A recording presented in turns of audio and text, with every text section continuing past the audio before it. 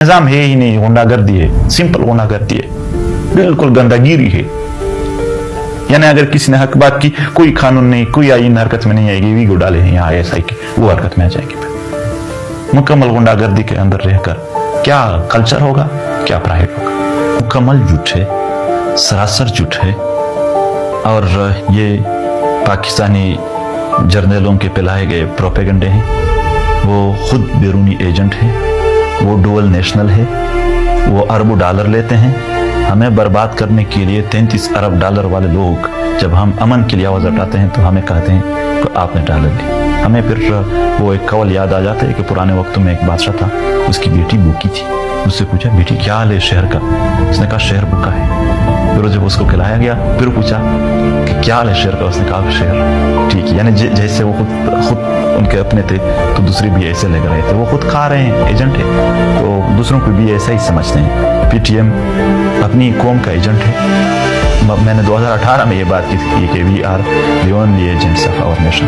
अगर उनको बुरा लग रहा है तो उसको सिर्फ इतना कह दें कि झंडा भी हमारा अपना है और हम एजेंट भी अपने कौम के हैं। अब हम अपने अमन के लिए बात करें और ये कहे कि अमन के लिए बैरूनी इमदाद मिल रहे हैं, तो फिर आप किस चीज़ के लिए काम कर रहे हैं? ये तो आप अपने आप को खुद बदनाम कर रहे हो कि दुनिया के दीगर इदारे यहाँ अमन के लिए पैसे दे रहे हैं और हम जंग चाह रहे हैं।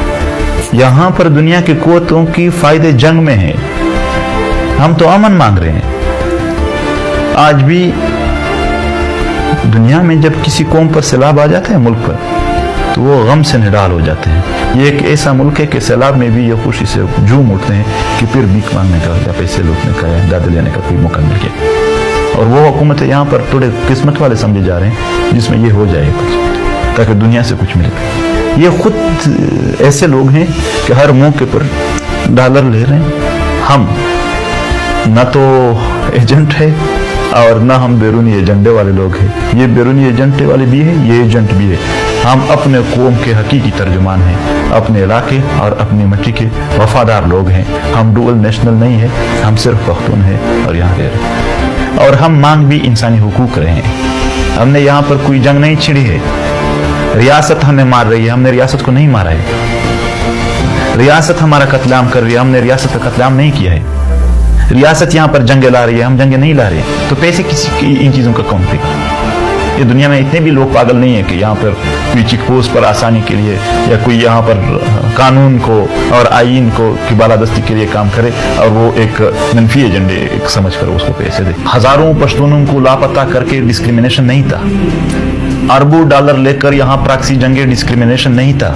लाहौर में ये पर्चा छाप कर बांट दिए गए कि दहशतगर्द की पहचान यही है कि पश्तो बोलेंगे, ये डिस्क्रिमिनेशन नहीं था।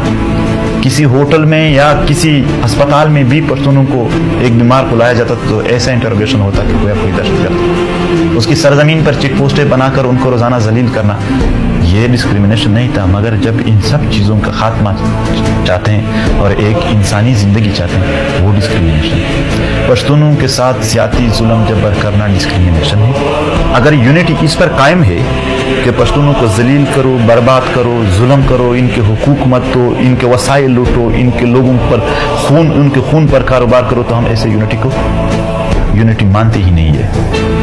यूनिटी तब होगी जब लाहौर और वजीरिस्तान और स्वात और बाजवड़ के लोगों को एक जैसा अमन हो, एक जैसे तालीम के मौके हो, एक जैसे रोजगार के मौके हो, एक जैसे अस्पताल हो, एक जैसे एग्रीकल्चर और फैक्ट्रीज में उसको मौका हो, तब यूनिटी होगी। ये यूनिटी रियासत ने खराब की है। खुद रियासत ने महकूम कौमों को इतना महकूम रखा कि उसको यानी बेगांगी सी फील हो गई।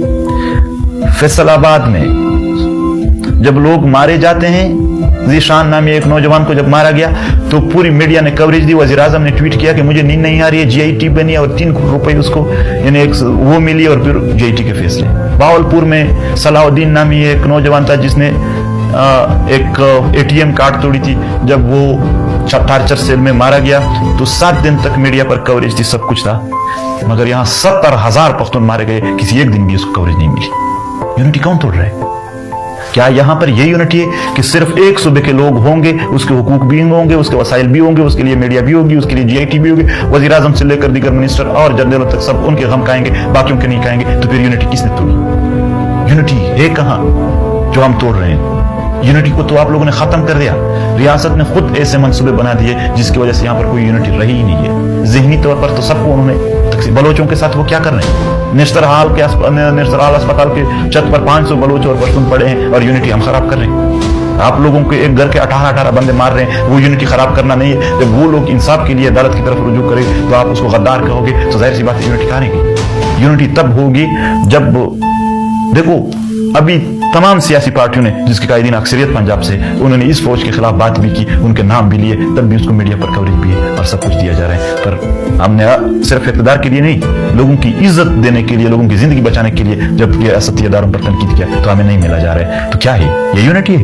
यूनिटी तो उन्होंने खत्म की है। ये तो तारीकियों को धकेलना है किसी कौम को। किसी कौम को तारीकियों में धकेलने का सबसे बड़ा जरिया है कि आप उसकी ख्वातीन को तालीम से महरूम रखें, ख्वातीन को नौकरियों से और पार्लियामान तक जाने से रोकना, वहां के अपना जो तारीखी एक झंडा होती है किसी कौम का, उसको न मानना, कौमों को, आम लोगों को महज इस बात पर मारना, फायरिंग करना कि आपने गाड़ी में म्यूजिक लगाई थी, शादी का प्रोग्राम में आपने कि मतलब ढोल बजाया था, लोगों को मारना, ये कोई तरक्की नहीं है। ISI MI फौज ये जिम्मेदार है, ये लोगों को लापता कर रहे हैं।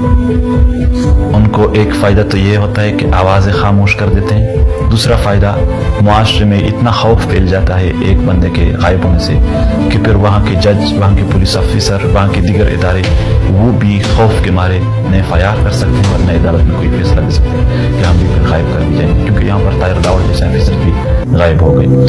हमने मजलूमों की दोस्ती की है और जुल्म की मुखालफत की है। इससे बड़ा इत्मीनान शायद दुनिया में कोई भी हासिल न कर सके। अपने मासूम कौम को उसके हकूक दिलाने के लिए जद्दोजहद, ये मेरे और मेरे दोस्तों के लिए वैसे इफ्तिखार है और इस रास्ते में आने वाले